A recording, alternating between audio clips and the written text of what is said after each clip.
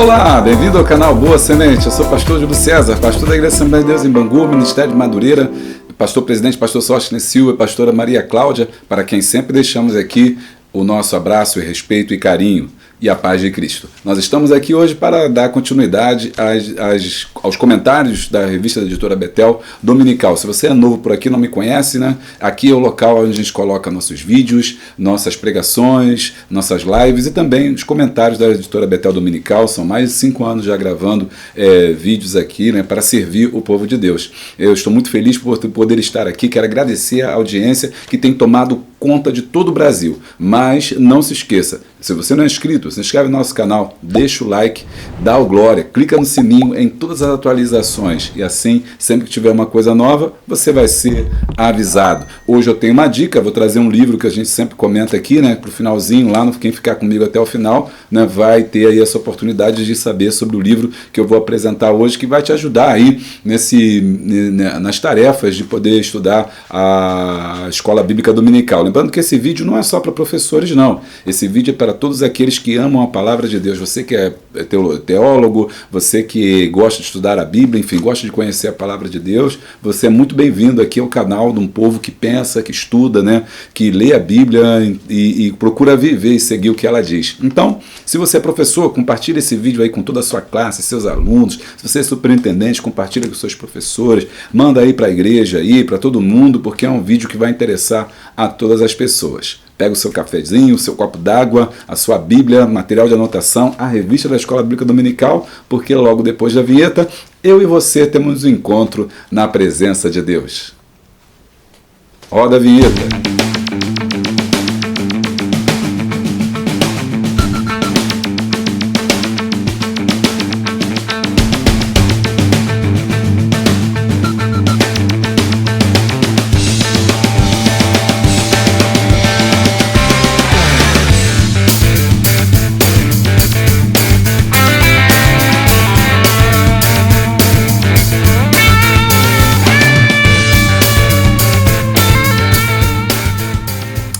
E lembrando aí, voltamos aqui para lembrar que hoje também tem dica da Poliana. O pessoal tem gostado muito, sempre entre o segundo e o terceiro bloco vem aí o comentário da Poliana que está dando dicas para professores de EBD. Se você é professor, então não pode perder, hoje tem mais uma dica.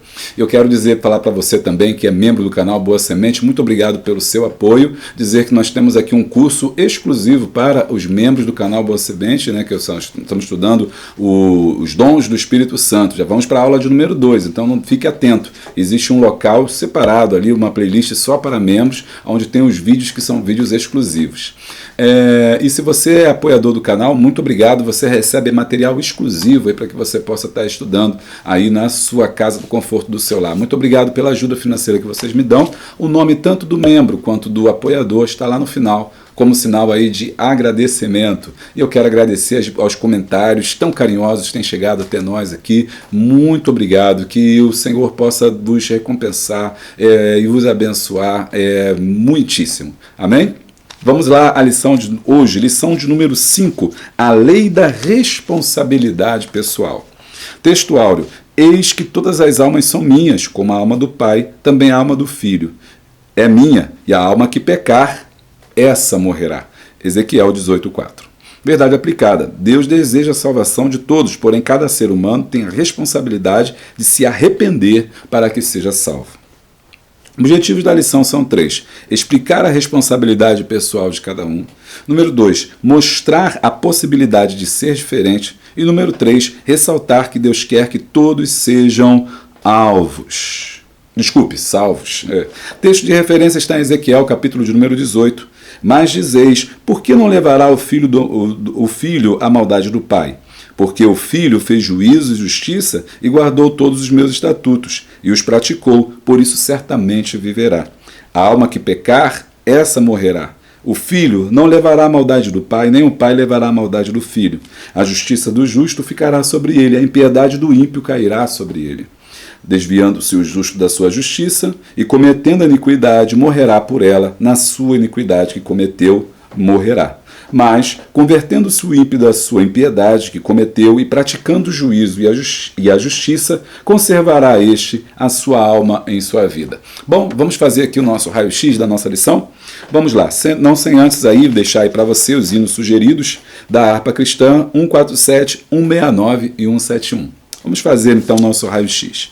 Bom, o texto de hoje está em Ezequiel, capítulo 18. Inclusive, você quando estuda a revista, você vê que, infelizmente, eu não sei porquê, ao invés deles seguirem os capítulos da Bíblia, né, eles vão e voltam, por exemplo. Na lição 6 é Ezequiel 15, hoje já é Ezequiel 18. Então, isso pode trazer aí algum problema para vocês. É só entender que os assuntos você tem que estudar não assim em sequência, mas tem que estudar assim por temas. Então, hoje nós estamos estudando o capítulo 18, ficou faltando o 15, ficou faltando o 16, o 17, que são sobre as parábolas, né?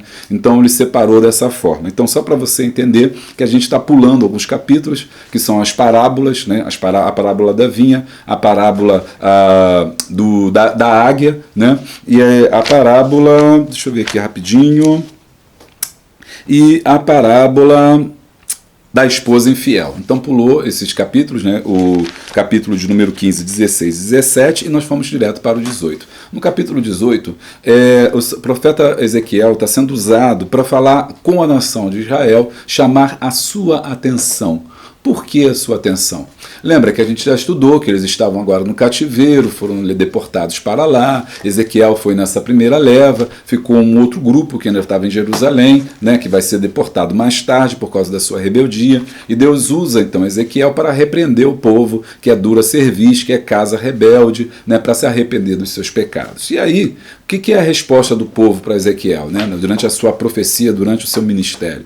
Ah, não, Deus está nos castigando não por causa dos nossos pecados, Deus está nos castigando por causa dos nossos pais. Então, essa tradição, essa ideia, né, dentro do povo judeu, de entender, compreender, né, de que Deus está julgando a uma pessoa por conta dos seus antepassados, é uma ideia até mesmo recorrente. Você encontra ela várias vezes nas Escrituras, esse pensamento de que se alguém está sendo julgado, Deus está castigando, se alguém está sofrendo, é porque alguém, o seu pai, os seus avós, os seus antepassados fizeram alguma coisa, não nós fizemos alguma coisa. E os judeus estavam usando essa ideia para poder se eximir da culpa, para poder fugir da responsabilidade, que é o tema, é a chave dessa lição. Se você tivesse uma palavra para você distinguir, a palavra responsabilidade é a chave, né? Para fugir da responsabilidade, dizer, não, nós estamos sendo castigados, mas não é porque nós pecamos, é porque os nossos pais pecaram.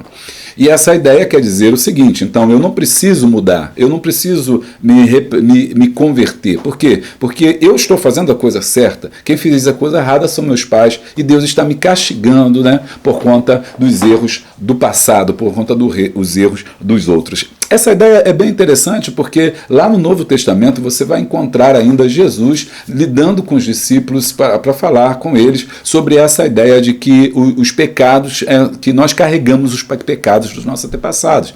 Jesus passando com seus discípulos, olha para um homem, eles veem um homem, aquele homem está enfermo, e aí eles perguntam, mestre, por que ele está enfermo? Ele pecou ou seus pais pecaram? E Jesus responde dizendo, nem ele pecou, nem seus pais pecaram. Pois essa enfermidade é para a glória de Deus, ou seja, ele vai e repreende essa enfermidade. Nem ele pecou, nem seus pais pecaram. E Jesus então cura aquele homem ali, mostrando que o sofrimento, o mal, aquelas coisas que acontecem na vida não são necessariamente porque os nossos pais pecaram. Então, você vai pensar assim, mas tem um texto que diz que eu visito a iniquidade, inclusive no próprio Ezequiel 18, ele vai dizer em um certo momento que ele castiga e visita a iniquidade do pai nos filhos.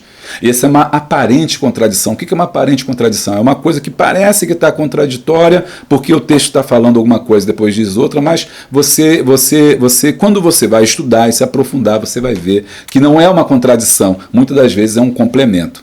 E aí, então, você vai me perguntar, então, quando é que isso acontece? Que acontece que o castigo dos pais cai sobre os filhos? Bom, não no sentido de pecado, no sentido de que o seu pai pecou e você vai ser julgado. E é o que a gente vai aprender hoje aqui. Às vezes isso acontece não no sentido do pecado necessariamente, mas por causa das consequências. É isso que quando ele fala que visita a iniquidade dos pais nos filhos, é querer dizer que as consequências que os pais fazem, daquilo que os pais fazem, né, tem o seu desdobramento sobre os filhos. Por exemplo, uma mulher, vou dar um exemplo claro, a gente pensar aqui, uma mulher está grávida e ela durante a gravidez consome bebida alcoólica, consome drogas ilícitas, então ela está trazendo mal sobre ela, está pecando, destruindo o seu templo. Agora, a criança que está no seu ventre, ela vai sofrer sequelas disso, ou seja, ela tem a probabilidade de nascer com uma deficiência, com uma dificuldade, com uma doença advinda não dela, mas do pecado dos pais. Ou seja, o erro dos pais, mas não é porque Deus visitou e maltratou aquela criança, mas por causa da consequência do erro dos pais. Então nós temos problemas genéticos que podem acontecer por conta de doenças, por causa de pecado, por causa de série de coisas que eu posso fazer, e isso pode ser transmitido para os nossos filhos, ok? Então não porque Deus castigou meu filho porque eu fiz o erro, é porque a consequência do meu pecado ele resvalou sobre o meu filho, ou a minha filha, ou o meu neto, né, nasceu com aquela propensão para um vício, nasceu com uma deformação, enfim, N coisas. Então é nesse sentido que aquilo que a gente faz pode transbordar, pode passar sim para os nossos filhos. Agora, na questão da salvação, e é esse que é o tema, não.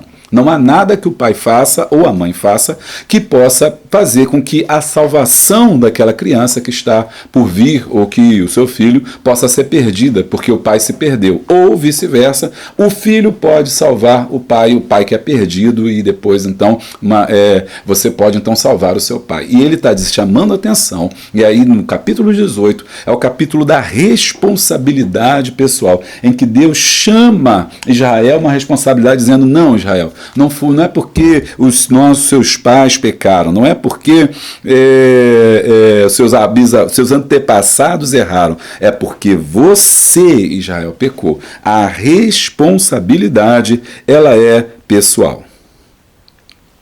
Deixa eu ver aqui rapidinho o texto aqui, para a gente acompanhar, só para você abrir a sua Bíblia aí no texto completo. Nós lemos só uma parte, mas é sempre bom você entender quando você lê o contexto, que é muito importante, é você ler o texto e o contexto, não é? Olha só, Ezequiel 18:4 vai dizer, eis que todas as almas são minhas, como a alma do Pai, também a alma do filho é minha. A alma que pecar, ou seja, Deus não erra, Deus sabe exatamente quem pecou, morrerá, porque a morte é a consequência do pecado. E essa morte aqui é a morte espiritual, né?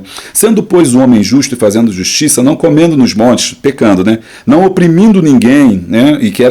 E aqui, quando ele vai dizendo, não comendo nos montes, não contaminando a mulher do próximo, não oprimindo, não se achegando à mulher na sua separação, aqui é o dia das menstruação, nesse dia as mulheres eram impuras, então o homem não poderia ter relação sexual. Quando o homem obrigava a mulher a ter relações sexuais durante a menstruação, isso era pecado, isso era abominação, mas muitos homens obrigavam as suas mulheres a fazerem, então isso também era pecado e Deus está denunciando isso, não oprimindo ninguém, ou seja, não tornando o seu devedor, ou seja, não roubando, dando o pão daqueles que precisam, dando seu dinheiro à usura, ou seja, não prestando dinheiro à usura, que é juros, andando nos seus estatutos e tal, e ele vai falando, e oprimir o aflito necessitado, praticar roubos e tal.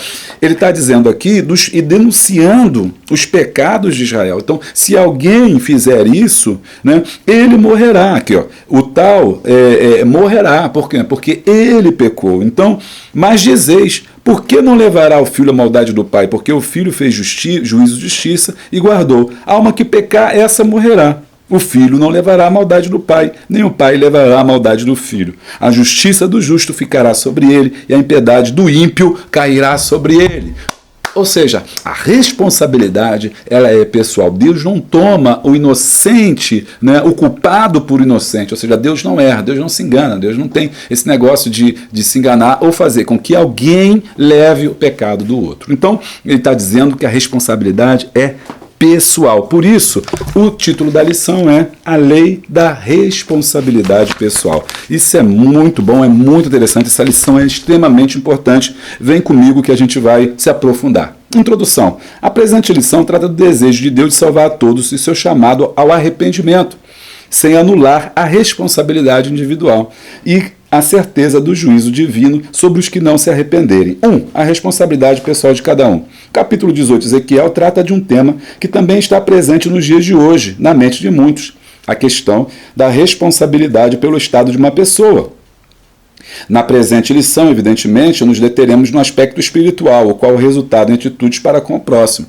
Como está meu relacionamento com Deus? Qual é a minha responsabilidade no estado em que as coisas se encontram com o meu relacionamento com Deus? Então, a responsabilidade, aqui ele falou em vários aspectos, né? E é importante entender que esses aspectos ele está primando pelo aspecto espiritual da salvação, mas existe uma responsabilidade espiritual em todos os sentidos, porque muitas das vezes nós transferimos a responsabilidade. Né? Por que eu estou mal? Ah, é por causa do pastor falou não sei o quê, é porque a irmã me tratou mal, é porque fulano fez isso comigo. A gente sempre está transferindo a nossa responsabilidade, a gente está sempre transferindo a nossa culpabilidade, sempre transferindo o nosso erro, né, para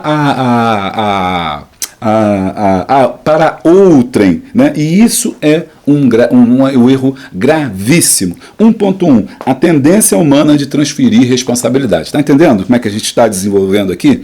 Desde o primeiro casal, vemos a tendência humana de explicar suas atitudes com as atitudes do outro.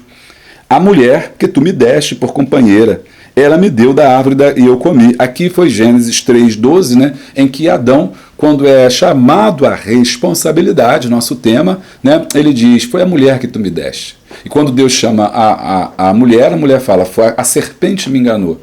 E aí Deus chama a serpente, como a serpente não tinha mais ninguém, ela ficou quieta. Essa ali é a ideia, né, uma brincadeira que eu fiz aqui, uma piada, logicamente, não sei se teve graça, acho que não, mas enfim, essa é a ideia de que o homem está sempre passando a sua responsabilidade para outra. Ele colocou a responsabilidade na mulher, não. A culpa é da mulher. Se tu não me desse essa mulher, eu não estaria nessa situação. Então isso é uma questão humana. É sempre aquela tendência de transferir a sua responsabilidade. É interessante isso, porque muitas das vezes, né, nós estamos transferindo a nossa responsabilidade, ao invés de assumir a responsabilidade. Não, eu errei. Às vezes, em uma discussão, nós estamos discutindo e falamos assim, não, eu fiz isso porque você fez aquilo, eu agi assim porque você agiu assado. Observe que eu não reconheço que eu errei, mas eu justifico o meu erro com o erro do outro. Isso é uma forma de transferir a minha responsabilidade. Existem pessoas que têm essa característica, e muitas das vezes nós temos, isso é humano, de transferir as nossas culpas, os nossos erros para outrem, para alguém. E aí, vou continuar aqui, essa é muito interessante, como se o homem não tivesse escolha, ou como se fosse apenas vítima, né? Se colocar no lugar de vítima. A mulher foi dada por Deus e o fruto foi dado pela mulher.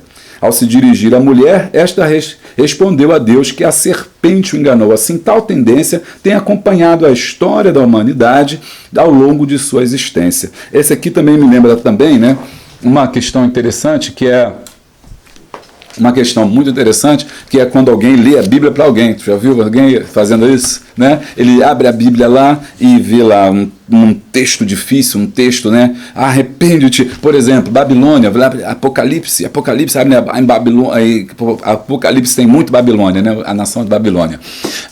Tem até uma explicação, porque, enfim, não dá para a gente entrar aqui, mas tem muito texto de Babilônia lá. E aí você abre Apocalipse e está lá, eis que a Babilônia caiu, a grande Babilônia, né? A grande Babilônia, grande caiu. Aí você fala assim, isso aqui é para a irmã fulana.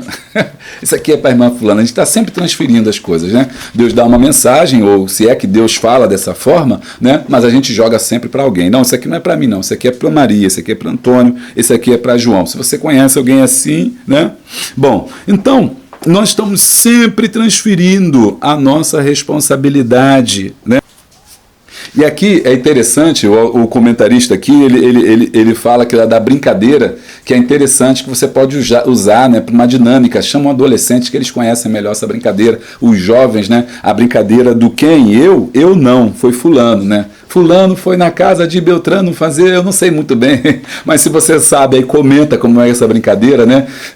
Aí você fala, fulano foi na casa de alguém comprar não sei o que lá. Aí Bom dia, maternal! Tudo bem com vocês? Espero que todos estejam bem. Hoje nós vamos fazer uma brincadeira cantada com os nossos nomes. Vamos lá? A Valéria roubou pão na casa do João. A Valéria roubou pão na casa do João. Quem? Eu? Você! Eu não! Então quem foi? Foi a Maísa! A Maísa roubou pão na casa do João. A Maísa roubou pão na casa do João. Quem? Eu? Você! Eu não. Então quem foi? Foi a Silmara. A Silmara roubou pão na casa do João. A Silmara roubou pão na casa do João. Quem? Eu? Você. Eu não. Então quem foi? Foi a Gisele. A Gisele roubou pão na casa do João. A Gisele roubou pão na casa do João. Quem? Eu? Você. Eu não! Então quem foi? Quem será? Muito bem, nós brincamos aqui com os nossos nomes. Agora é a sua vez de brincar aí e mandar um vídeo bem legal para nós. E pode mandar uma foto também que nós vamos ficar esperando. Beijinhos e tchau, tchau! quem? Eu não. Essa é a tônica do ser humano. Ele está sempre querendo passar a sua responsabilidade para outra pessoa. 1.2, a capacidade de escolher. Aí, só antes de a gente passar para esse ponto, é importante, Elias também faz a mesma coisa, né? Elias, quando é chamado à responsabilidade, que Deus vai até a caverna, ele fala, só fiquei eu sozinho. Então ele coloca desculpas para aquilo. E não se vitimize, ou seja, não coloque desculpa, assuma o erro. Isso é importante, você assumir o erro, né? Davi, quando ele peca, ele assume o erro. Eis que em pecado fui formado, na primeira pessoa. Eis que em pecado, no Salmo 51, fui formado, em pecado me concebeu a minha mãe, tenha misericórdia de mim, né? Então ele entende que ele é o culpado, porque só assim é que há o perdão. Na verdade, Deus estava oferecendo a Israel o arrependimento, a possibilidade de se arrepender, a possibilidade de ser salvo, a possibilidade de ser acolhido, mas só pode ser abençoado aquele que confessa o seu pecado, ou seja, que diz que é pecador, ou seja, o papel do arrependimento. A gente vai falar sobre isso. 1.2, a capacidade de escolher. Um dos aspectos da imagem de Deus em nós é a capacidade de fazer escolha. Ao criar o primeiro casal, Deus lhe concedeu a liberdade de escolha entre fazer o certo e o errado. Gênesis 2, 16 e 17. Semana passada eu falei sobre Gálatas, né, e falei sobre a liberdade. Eu discuti ali que a liberdade é escolher, é poder escolher. Por que o adolescente não é livre? Ele não é livre porque ele não pode fazer escolhas. Por quê? Ele não é capaz, principalmente quando ele tiver menos de 12 anos, ele não responde perante a lei. Então ele não tem responsabilidade, ele não pode pegar um carro, porque se ele matar alguém, ele não pode responder, ele não tem. Então, se ele fizer isso, quem vai responder são os seus pais. Por quê? Porque ele não é livre. Ainda que ele queira ser livre, não é livre. Por quê? A liberdade é ter maturidade para fazer escolhas. O ser humano foi criado com a capacidade de fazer escolhas. E é isso que difere o homem dos animais. É a imagem de Deus no homem. Essa imagem de Deus no homem é que faz com que o homem seja diferente de todas as criaturas, de todos os animais que foram criados, onde Deus disse, haja, produza a relva seres viventes, produza o mar seres viventes, produza, haja. No homem ele façamos, e pegou o homem, formou o homem, né?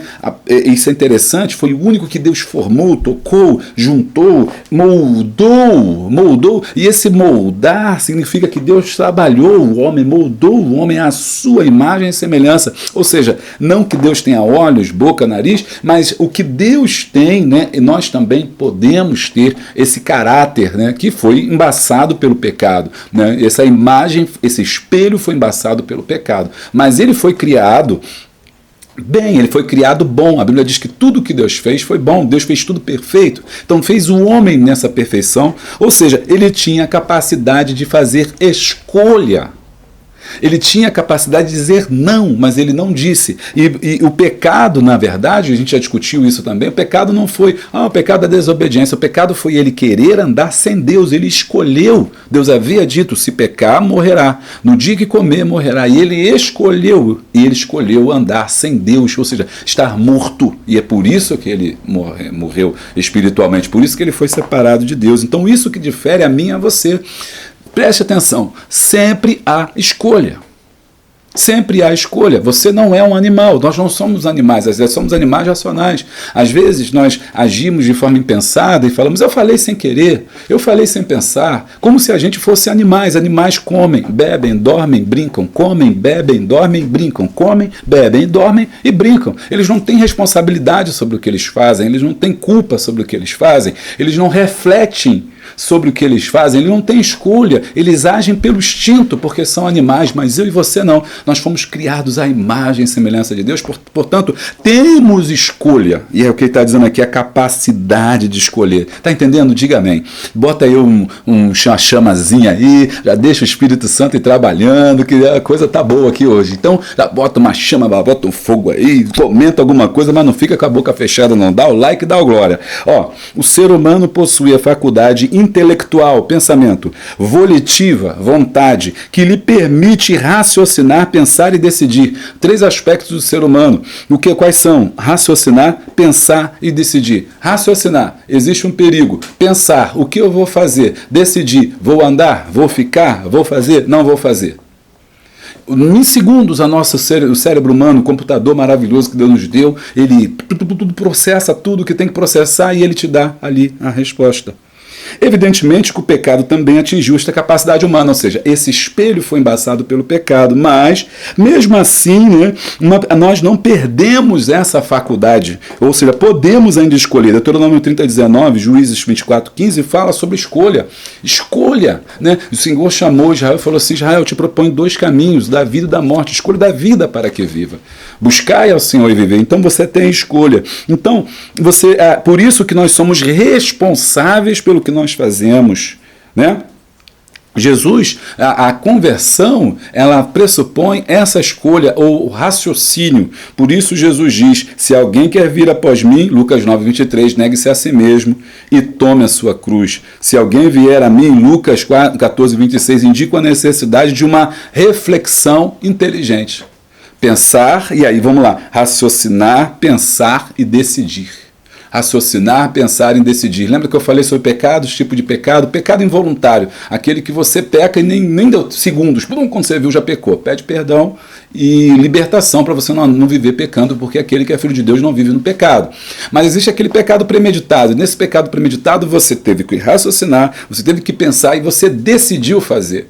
Esse pecado, uma vez consumado, é o que gera a morte. E essa morte a gente já aprendeu que é o que? Separação de Deus. Olha como é que é interessante quando a gente tem um estudo sistemático, e essa que é a ideia do canal, é proporcionar a você uma visão global da Bíblia, uma visão não tacanha, pequena, unilateral, diminuta, enviesada e torta, mas uma visão ampla, grande, abrangente da Bíblia. Porque quando você faz isso, você consegue entender o todo, você consegue entender o contexto. E aí as coisas começam a fazer sentido para você. Desde a primeira lição, com a segunda lição, com a terceira lição, com o trimestre passado, que você já estudou, que você já ouviu, você começa a fazer com que o Espírito Santo comece a fazer, aliás, né, com que aquilo faça sentido quando você começa a raciocinar. Porque a fé não é uma fé irracional, nossa fé não é irracional, eu acredito nisso. E é por isso que a gente se dispõe a gravar esses vídeos, porque eu sei que você está me acompanhando, eu sei que você está entendendo, está aprendendo, está crescendo na graça e no conhecimento. Aleluia.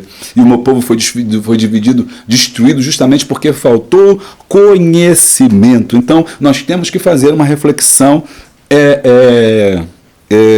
inteligente. Então, sempre a escolha. Tem uma escolha. Não vem com essa que eu fiz, eu não tive escolha. Eu me taquei a mão na cara, né? Eu não tive escolha. Não perdi tempo. Dei uma fechada na pessoa. Estava no trânsito, alguém me fechou e xinguei um palavrão mesmo. Não, você sempre tem uma escolha.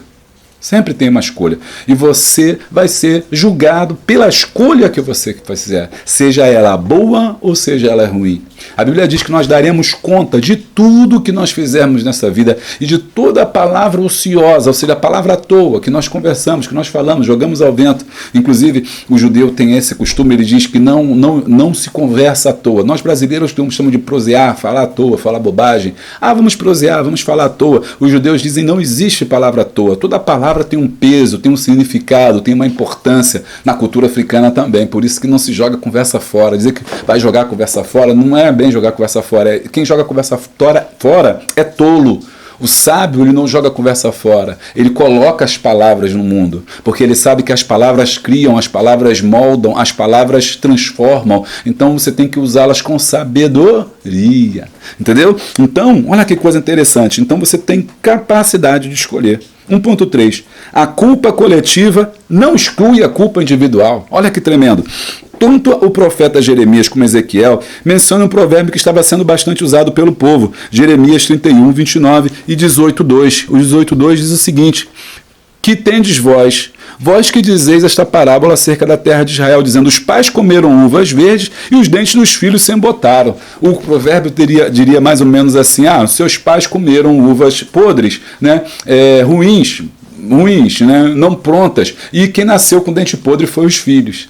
Ou seja, quem fez besteira foi o pai, comeu coisa estragada, coisa ruim, e quem nasceu com problema no dente foi os filhos. Então esse era um ditado que se dizia. Então observe como é que essa ideia estava no senso comum. O que é o senso comum? Senso comum é aquilo que todo mundo diz, mas não é verdade. Por exemplo, um exemplo de senso comum. Como fala, a voz do povo é a voz de Deus. Quem disse que a voz do povo é a voz de Deus? Está escrito aonde? Mas está no senso comum. Pelo contrário, geralmente a voz do povo não é a voz de Deus. Quando você vê a história da escolha de Saul e de Davi, você vai entender, vai estudar lá que você vai entender. O povo escolheu Saul, mas Deus escolheu Davi e rejeitou Saul. Então a voz do povo é a voz de Deus, não é uma coisa certa, mas todo mundo fala. 10.000 chegará, 2.000 chegará. Não, como é que é? 1.000 chegará, 2.000 não chegará. Era um ditado que tinha aí nos anos 80, nos anos 90. Ele dizia, está na Bíblia, está na Bíblia. E aí o povo diz, isso é senso comum. Mas isso não é verdade. Como tomar leite com morango. Comer...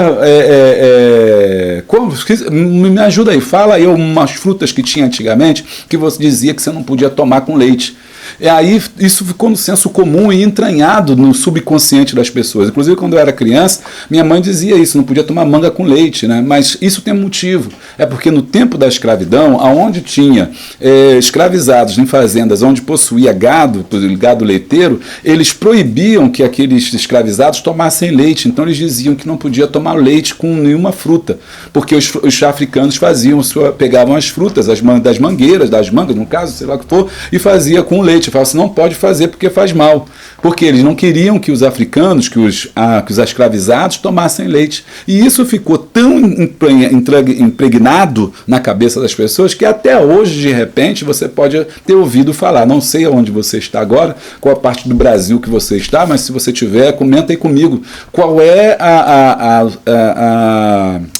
o provérbio, o ditado que as pessoas dizem que não é verdade, mas que se ficou espalhado, ficou entranhado no senso comum. Isso é chamado senso comum. Senso comum não é a ciência. A ciência fala o certo, o senso comum é o que o povo fala. Mas de tanto repetir aquilo, isso parece... não é que vira verdade, continua sendo mentira, mas parece ser verdade, todo mundo repete sem pensar, sem raciocinar sobre. É o que ele está falando, a culpa coletiva não exclui o individual. Naquele tempo, as pessoas diziam esse ditado que se você o pecado dos pais passava para os filhos. E é por isso que ele está aqui falando sobre isso. E aí ele fala dos relatos históricos do tempo de Acás, Manassés e Amon, que a gente vai falar daqui a pouquinho. Contudo, né, tal fato não justificava a conduta dos contemporâneos de Jeremias e Ezequiel, pois também tinham revelação divina e, consequentemente, não eram ignorantes quanto ao que Deus requeria, ou seja, arrependimento do seu povo. Vamos dar um exemplo que está no nosso subconsciente, né, o jeitinho brasileiro. O jeitinho brasileiro.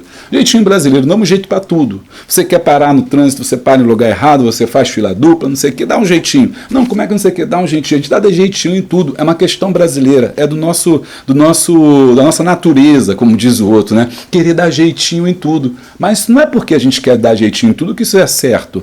E não é porque o povo faz isso que você tem que fazer. Por isso ele está dizendo aqui, ó, olha só, a culpa coletiva não exclui a individual, ou seja, eu estou no meio do grupo, e eu não posso dizer que por causa do grupo que eu estou pecando. Não, peraí, aqui no Brasil todo mundo dá jeitinho, aqui no Brasil todo mundo mente, aqui no Brasil todo mundo xinga, todo mundo rouba, isso é coisa do brasileiro, eu sou brasileiro, eu vou fazer. Não, a responsabilidade, ela é pessoal. Deus não vai julgar o brasileiro como um todo, vai julgar você, vai julgar a mim. Eu não vou ser punido pelo pecado de fulano, de Beltrano. Por isso que eu discutia nos vídeos antigos falando de pessoas crentes que estavam preocupadas com o ato dos outros.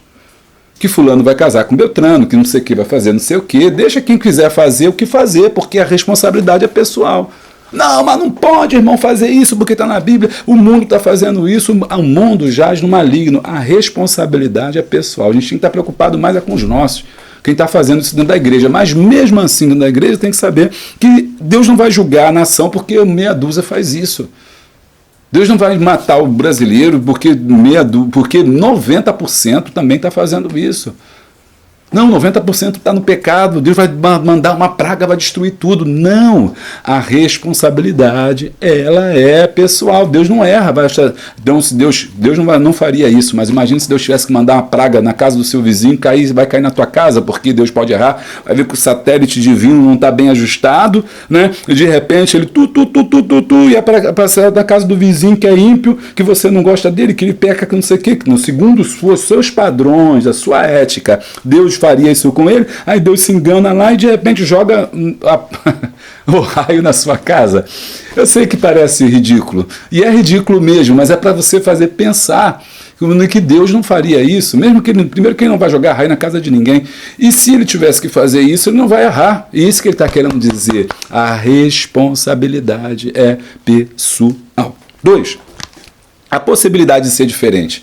Existe uma possibilidade de fazer diferente. Mesmo diante de um povo impuro, ímpio, né, perdido, existe uma possibilidade de ser diferente.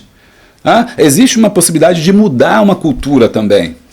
Todo mundo dá jeitinho, mas quando eu parar de dar jeitinho, quando você não aceitar o jeitinho, quando você não aceitar a corrupção, você fala de corrupção, mas você dá dinheiro para o guarda, dá dinheiro para isso, dá dinheiro para aquilo, faz sempre suborno por alguma coisa para obter lucro, para obter ganho. Quando a gente parar com isso, né, nós reclamamos dos nossos políticos, mas nós temos que nos policiar. Isso não começa, a política não começa lá no Planalto, a política começa no quintal da minha casa. A política não começa lá na esplanada, a política começa todos os dias na minha rua. Eita!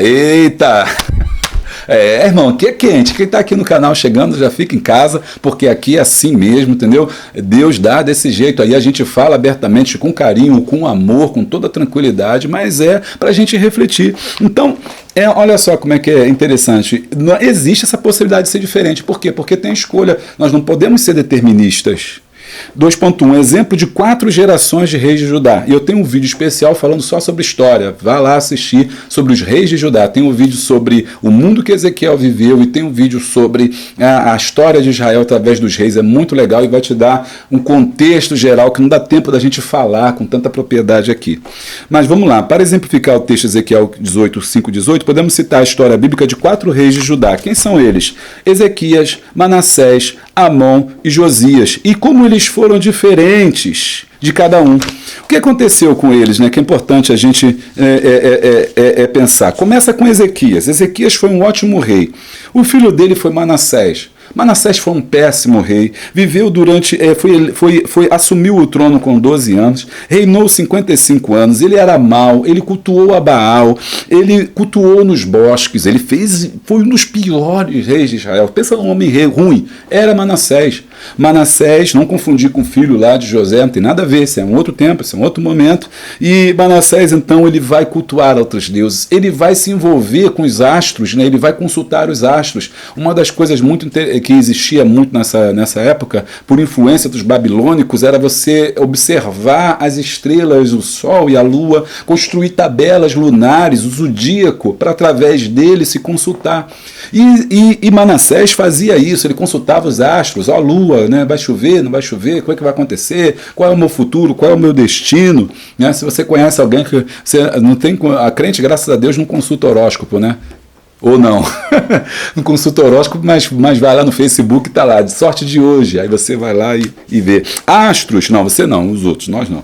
Então, eles consultavam os astros, ele fez sacrifícios humanos, já pensou? E era uma coisa que era proibida, lá na lei proibida sacrifício humano, Deus nunca quis sacrifício humano, ele sacrificou o seu próprio filho ao Deus Baal. Deus Baal era o Deus da prosperidade, né? Era o Deus da fecundidade, que era cultuado pelos fenícios, para que eles acreditavam que quando cultuava Baal, a chuva descia do céu. E aí Manassés se deixou levar, e não só se deixou levar, como ele próprio implantou o culto em Israel, ou seja, ele foi um homem ruim, profanou o templo. Manassés foi capturado pelo rei babilônico e foi levado, e diz o texto que ele foi levado, colocaram nele uma argola no nariz, ele foi levado andando até a Babilônia.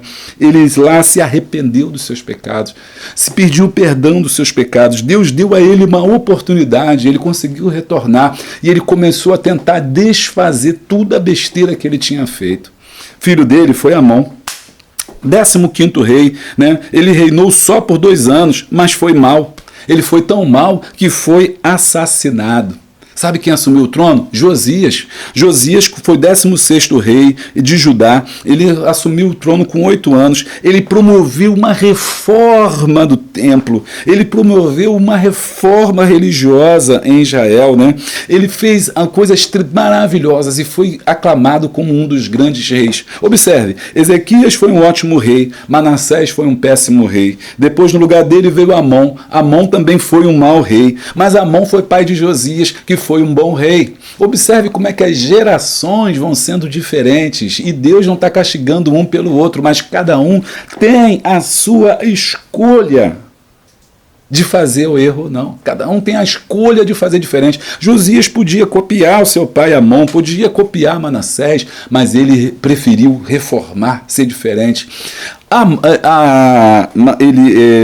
Manassés podia copiar seu pai Ezequias, foi um ótimo rei, mas ele não quis, ele quis seguir seus próprios caminhos. Isso quer dizer que o fato de um filho ser de uma pessoa boa não quer dizer que ele vai seguir aquele caminho, ou vice-versa.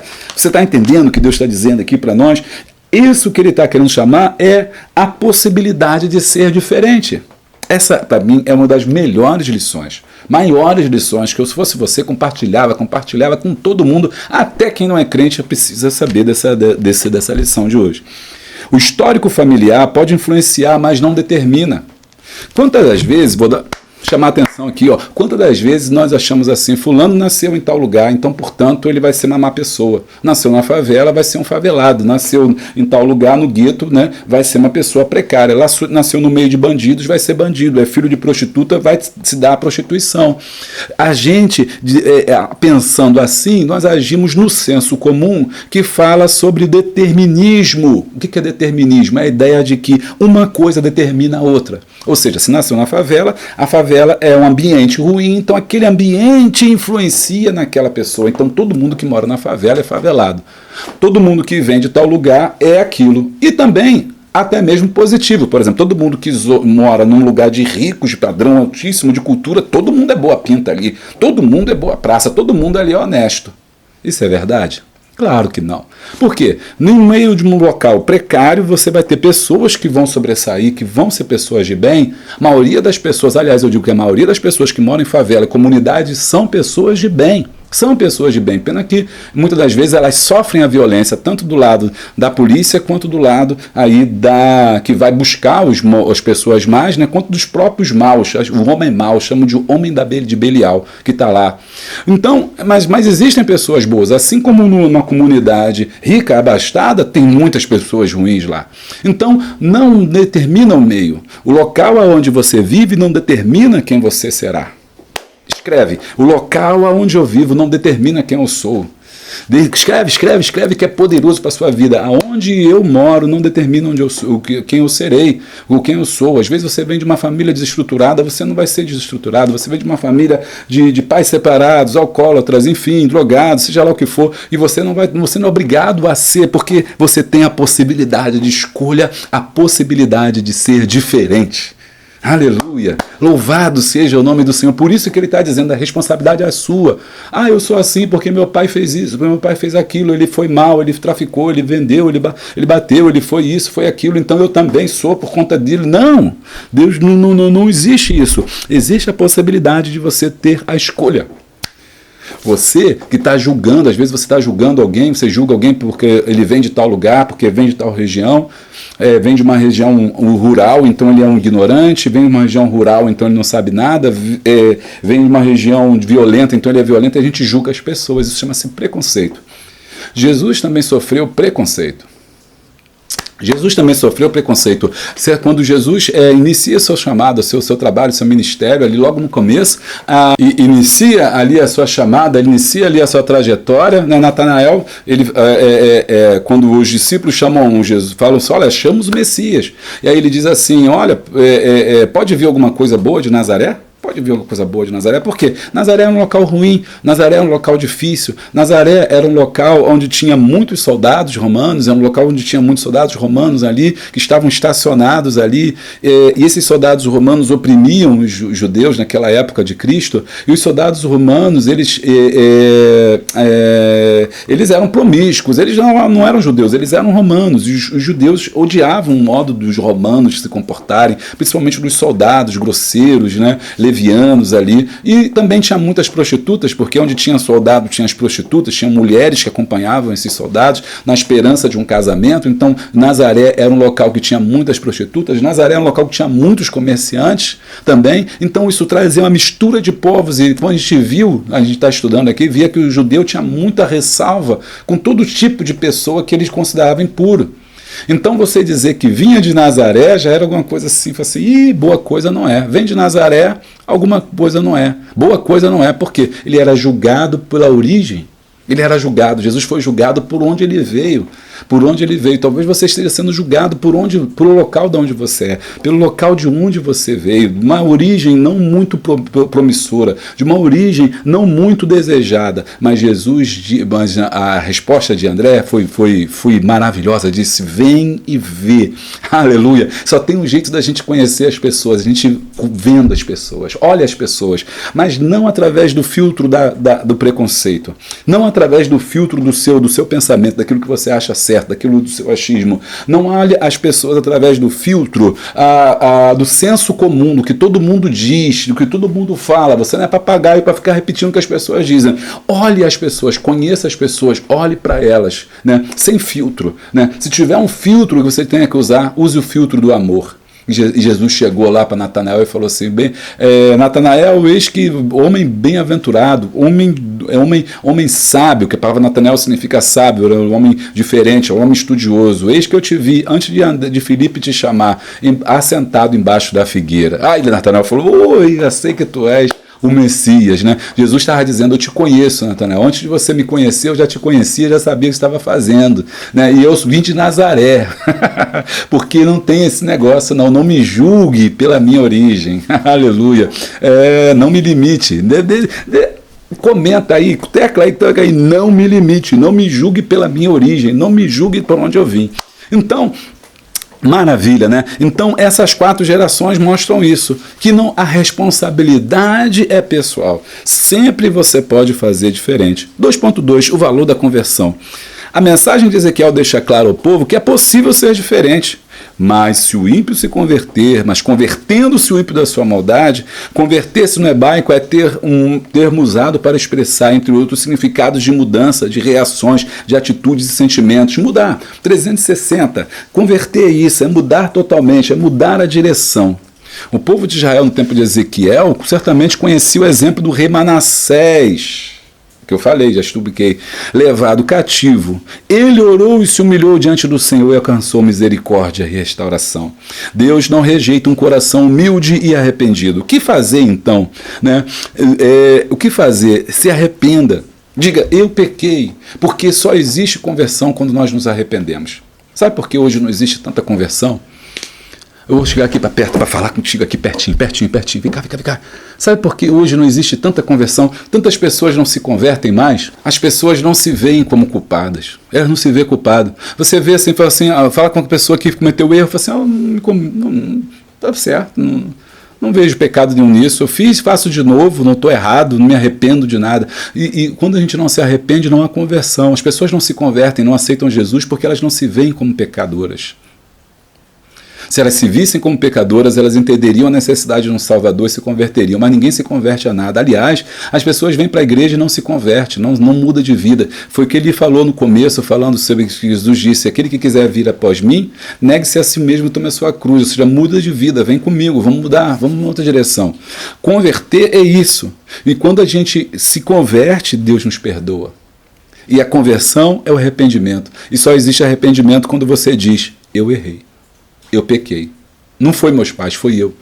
Não foi minha mãe, fui eu. Não foram Maria, Antônio e José, fui eu. E eu preciso de perdão. E era isso que Israel estava querendo mostrar. Deus queria mostrar para Israel. Existe perdão. Existe salvação desde que você se converta. Mas para se converter, você precisa mudar de atitude e tem que se arrepender. O início da salvação começa com o arrependimento. Sem arrependimento, não há salvação.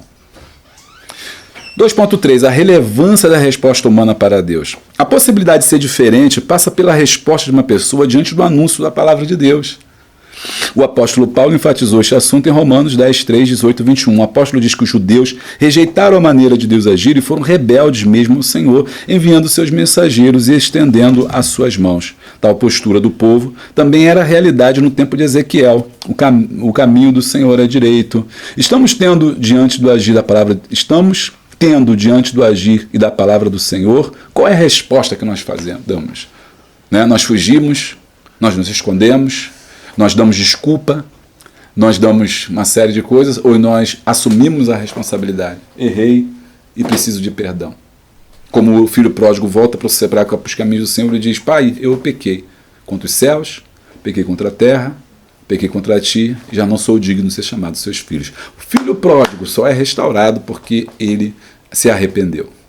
Bom, 3. Deus quer que todos sejam salvos. Mas antes disso, vem a Poliana. Vamos lá, Poliana, é contigo.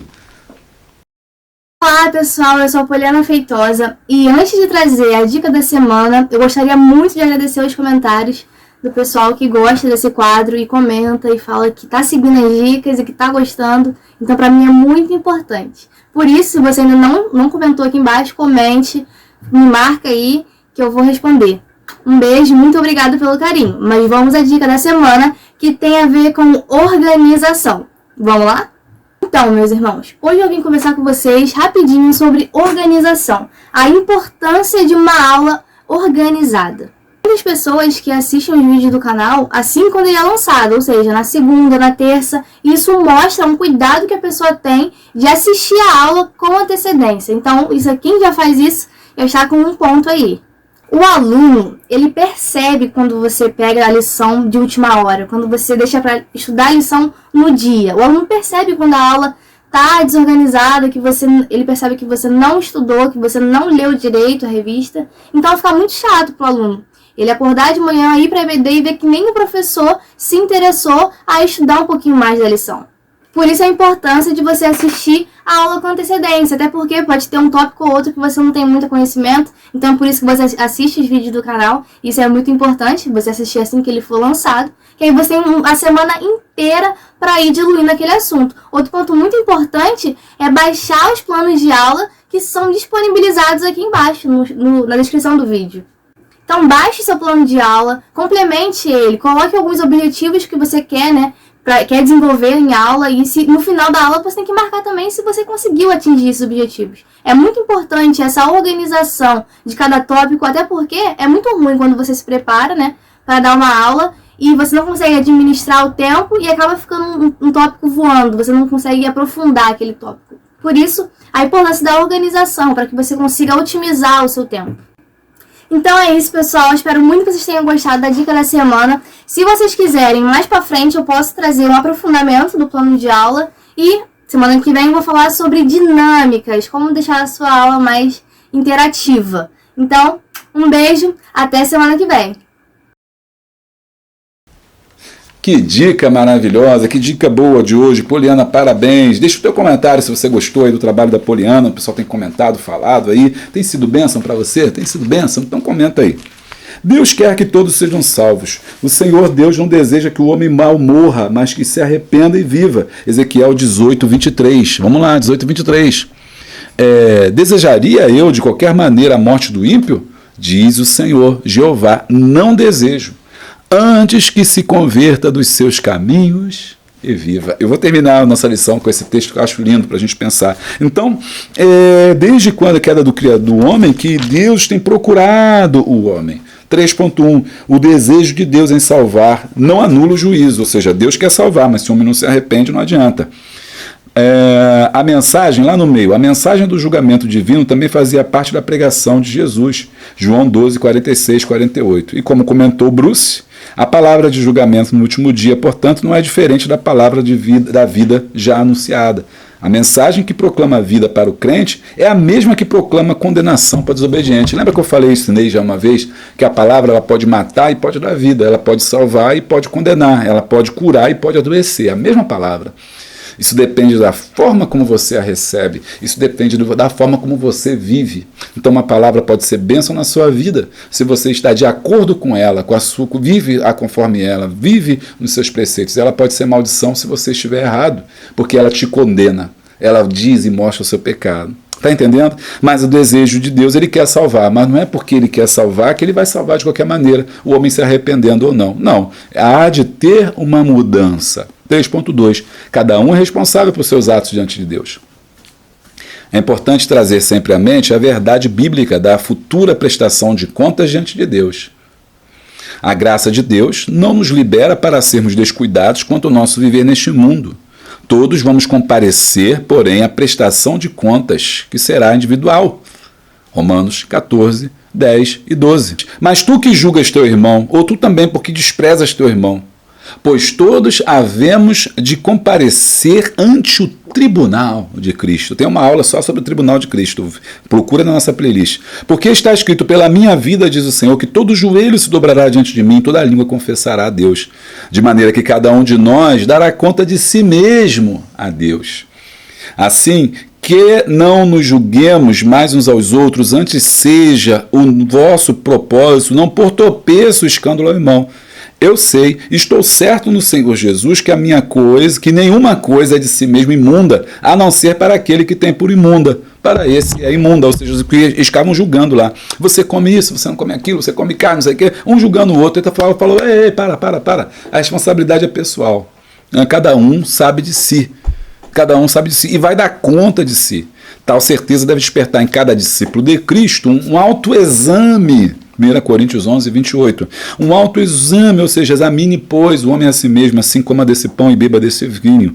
A palavra de Deus é a ação do Espírito, sabendo que quando estamos nesse mundo, não alcançaremos um auto-julgamento completo. Ou seja, nós vemos, mas vemos em parte, e precisamos que Deus nos ajude para podermos verificar o que nós fazemos de errado.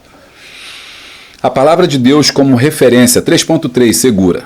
Notemos que a palavra do Senhor inicia Deus construindo um provérbio muito usado pelo povo de Israel, esse, né? Os pais comeram uva verde, por isso os filhos nasceram com dentes podres. Depois revela como o povo estava equivocado em alguns dos seus próprios pensamentos, Ezequiel 18, 25, né? Nossa segurança está na palavra de Deus e não nos achismos, né? É o senso comum, humanos ou naquilo que a maioria diz. A queda do primeiro casal iniciou quando Eva cedeu a sugestão maligna de que a palavra de Deus estava sujeita ao nosso julgamento, ou seja, ela fez uma interpretação da palavra, uma interpretação. Quem disse que vocês vão morrer? Não morrer nada, disse a serpente. O Deus não quer que você seja igual a ele, né? Você vai saber de tudo. Então, irmãos, ali nós temos que entender que a palavra de Deus é que é a nossa referência. É ela que nos diz que é certo e que é errado. É por ela que nós temos que seguir. É ela que nos indica o caminho do céu. Conclusão, é preciso que perseveremos no caminho do Senhor e nos submetamos ao que Deus revelou nas Escrituras e anunciamos a todos para que aproveitem as oportunidades que Ele, em sua graça, tem proporcionado ao ser humano. E aí eu vou deixar aqui para vocês, um livro, já compraram lá, compre também o seu na Amazon, vai te ajudar muito. Esse comentáriozinho aqui, essa coleção é uma bênção. Coleção é a série Cultura Bíblica da editora Vida Nova. Sensacional. E tem um volume que é Ezequiel. Olha aí que coisa boa. Introdução e comentário. John B. Taylor, né? John B. Taylor, muito bom. Você vai estar aí com material riquíssimo para você estudar. Você compra aqui na Amazon. Se comprar na Amazon, ajuda a gente. O link está aqui embaixo. Não deixa de comprar esse comentário. Tem muita gente comprando e não vai servir só para essa lição, não. Vai servir também para outros estudos bíblicos. O professor precisa de uma boa biblioteca para poder estudar. Muito bem, chegamos ao final de mais um vídeo, mais uma jornada. A lição de número 5 já encerrou e estou com gostinho, estou com saudade já da próxima lição, que ainda vai ter, lição de número 6, as parábolas de Ezequiel. Não perca, vai ser tremendo, né? Vai ser tremendo essa aula que a gente vai ter na semana que vem. Se você não é inscrito, se inscreva no nosso canal, deixa o like, dá o glória, clica no sininho em todas as atualizações, assim sempre que tiver uma coisa nova, não se esqueça, você será avisado. Até a próxima. Paz.